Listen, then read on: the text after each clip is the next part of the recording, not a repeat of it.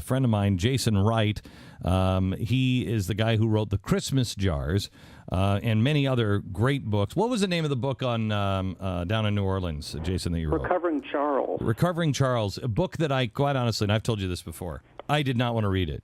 It takes place in New Orleans, and it was right after Katrina. Yep. And I had seen so much propaganda, many of it, much of this propaganda we now know came from Van Jones and his buddies, but so much propaganda, and I just didn't even want to read it. And but I did because you're a friend of mine, and I was totally captivated by your book. Just loved it. Well, that means a lot. Thank you, Glenn. You have another one that is out now, The Cross Gardener. That's right, The Cross Gardener, out in paperback last week. Real quick, the book is about this adopted boy. He's raised on a Virginia apple orchard. He grows up and kind of endures a series of really tough personal losses, some real trials he's got to work to overcome. And then life kind of finally seems to have leveled out for him as an adult. He's married. And then he faces really the biggest moment of his life, a trial so great he doesn't think he can get past it. It comes in the way of a car accident. And so he does what a lot of people do, especially here in the South where I live. He puts a small white cross, actually two, at the site of the accident. And then he begins to spend a lot of time there grieving these loved ones that he's lost, maybe too much time there. And then one day he shows up and he meets this man, this really special man who calls himself the Cross Gardener. He says it's a nickname he's been given by friends because he has this hobby, this kind of special interest in tending to these roadside memorials. And these two men develop this really interesting friendship. And this strange man, this Cross Gardener, he teaches this guy some interesting things about life and death and why we die and how we die. And really the big question in the book, and every book, and you know this, Glenn, from your books, every book has a really big idea. What's the big question? In this case, it's very simple. Are there angels among us? And does anyone ever really die alone? Even if you're on a quiet highway in the middle of the night with nobody around, or you're home alone in bed and you die in your sleep, is it really true that anyone ever steps through that veil from this life to the next alone, or is there always someone waiting? I hope it's somebody that's kind and gentle that's waiting. Yeah. Don't you, Pat? I mean, don't you hope that it's somebody that's waiting? It's like, it's not like, hey, welcome.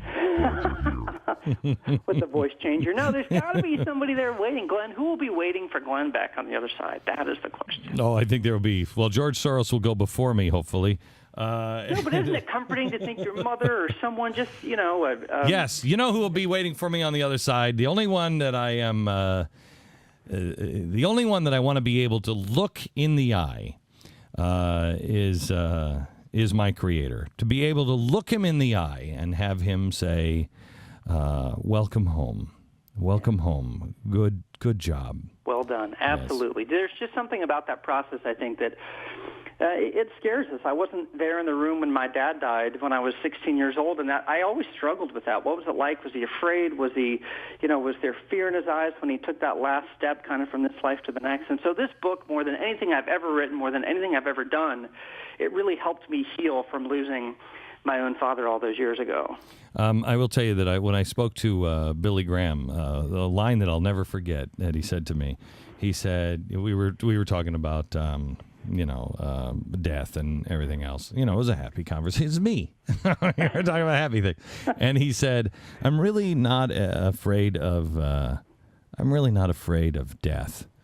It's just that dying part that kind of freaks me out. And I think it is that moment of slipping in between the worlds that is going to be a little hair-raising, and hopefully we'll be able to brave it with peace and, like you say, somebody holding our hand, whether they are there or not.